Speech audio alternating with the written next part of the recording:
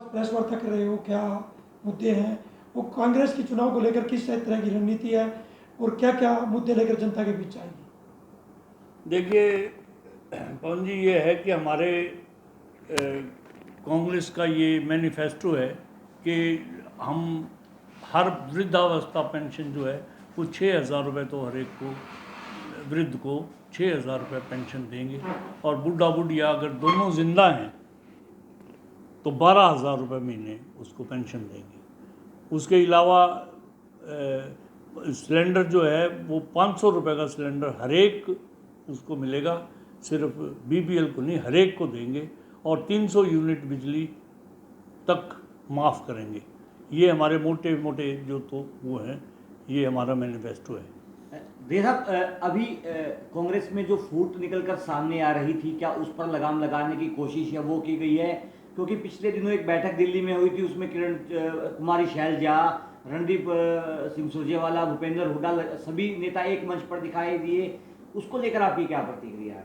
देखिए, कांग्रेस में कोई फूट नहीं है। ये तो टिकटें अपना हिस्सा कुछ उस पर मतभेद हो सकते हैं, लेकिन इसके अलावा कुछ ये नहीं है कि भाई हमारा मनभेद हुआ हो या कोई उसमें कांग्रेस में कोई फूट नहीं है। अभी बीजेपी कह रही है दैया साहब कि कांग्रेस के पास कोई मुद्दा नहीं है, मुद्दा वहीन पार्टी है और अभी तक संगठन नहीं बना पाई, चुनाव क्या लड़ेगी, हम तो तीसरी बार सरकार बनाने जा रहे हैं। आपकी क्या प्रतिक्रिया है इस पर? वो संगठन तो पिछली बार भी लोकसभा में भी नहीं था, उसमें भी हमने जीत हासिल की।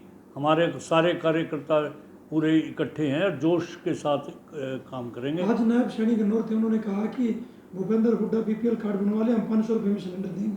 देखिए, मैं हकीकत में आपको ये कह रहा हूँ कि अगर 4 तारीख को रिज़ल्ट आ जाएगा, हम 5 तारीख को सिलेंडर 500 रुपये में सिलेंडर नायब सैनी के घर भिजवा देंगे बिना बीपीएल बने।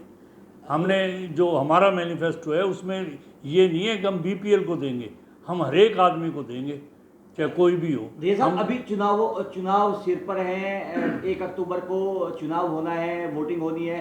उससे पहले टिकटों की मारामारी है वो देखी जा रही है। राजनेताओं की जो गाड़ियों के जो मुख हैं वो चंडीगढ़ और दिल्ली की तरफ है।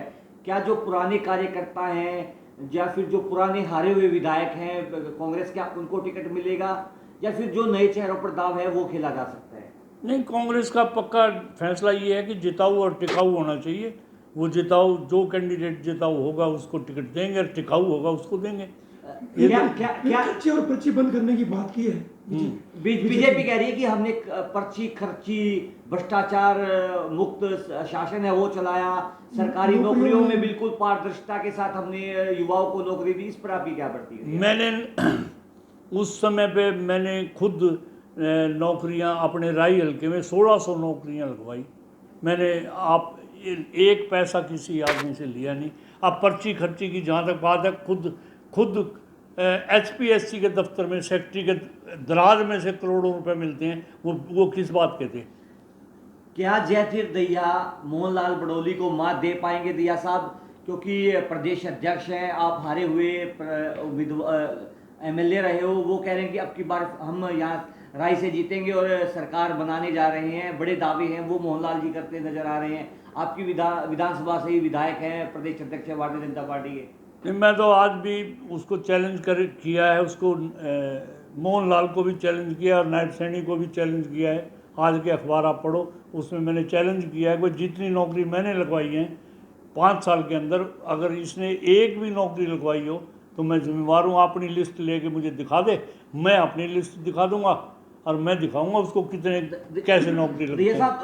मोहनलाल से जब हमारी बातचीत होती है तो वो बड़े बड़े दावे हैं वो करते हैं कि राय का चहुमुखी विकास है वो हुआ है जो कि पिछली हुड्डा सरकार में नहीं हुआ। बड़े बड़े नेशनल हाईवेज की को जोड़ा, राय से जोड़ा गया है। KMP KGP national highway 334B, उनसे राय को जोड़ दिया गया, जिससे राय के जो विकास कार्य है वो तेजी से बढ़ रहे हैं। इस पर आपकी क्या प्रतिक्रिया? जो नेशनल हाईवे की पॉलिसी है वो तो अलग एक पॉलिसी है, वो तो पिछले उससे चल रही है।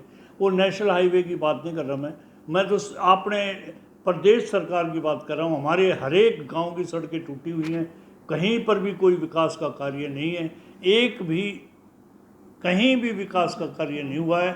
और मैं ये कहता हूँ कि भाई हमने अपने टाइम में इतना विकास करवाया और उसके मुकाबले में आज तक कोई विकास कार्य नहीं हुआ है। दिया साहब, आप अपनी टिकट को लेकर कितने आश्वस्त नजर आ रहे हो? क्या आपने लोगों से जनसंपर्क अभियान है वो शुरू कर दिया है? क्योंकि मोहनलाल जी कह रहे हैं कि दिया साहब तो दिखे ही नहीं 5 साल में, जब तक विपक्ष में बैठे थे। हाँ, जब तक विपक्ष में बैठा था, मैं हारा हुआ एमएलए था, उस वक्त मैं मेरी बजाय जो इसमें अर्जुन मेरा बेटा वो ज़्यादा दिलचस्पी ले रहा था, लेकिन मैं अब अपनी टिकट के प्रति आश्वस्त हूँ और मैंने कोई 15 दिन से मैंने कम से कम भी 40-50 गांव कवर कर लिए हैं। अर्जुन के लिए टिकट मांग रहे हो या फिर दिया साहब अपने लिए? नहीं, अपने लिए मांग रहा हूँ। अब वो ड्रॉप कर दिया हमने, अर्जुन बड़ा क्या आइडिया। भूपेंद्र हुड्डा जी से कोई बात हुई है टिकट को लेकर? हाँ, टिकट को लेकर मेरी तो एश्योरेंस उनकी तरफ से आई, कोई दिक्कत नहीं है। बीजेपी लगातार कह रही है झूठी पार्टी आएगी जनता के बीच में, झूठ बोलेगी, झूठे वादे करेगी, कांग्रेस पर लगातार निशाना साध रही है। नहीं, ये बिल्कुल झूठी पार्टी खुद वो है, घोषणाओं की पार्टी है। इवन घोषणा करती है और कोई काम नहीं करती। मैं तो ये आपको पहली लिस्ट कब तक आने की उम्मीद है कांग्रेस की? बस 2-4 दिन में, 5 दिन में, पहले बीजेपी की आ जाए। और मेरा अंदाज़ा ये है कि पहले बीजेपी की आएगी, उसके बाद उसके साथ बीजेपी के साथ प्रदेश अध्यक्ष मोहनलाल ब्रोली चुनाव को लेकर एक लेटर चुनाव आयोग को लिखा है कि चुनाव की तारीख बदली जाए, आगे किया जाए ताकि छुट्टियों में चुनाव ना हो, मतदान कम होता है। नहीं, ये चुनाव से इसका मतलब ये है कि चुनाव से घबरा गए हैं, इनको हार दिखाई दे रही है, इसलिए ये चाहते हैं कि हमें थोड़ा सा समय और मिल जाए, वरना वजह यही है कि ये घबरा गए हैं अभी ये।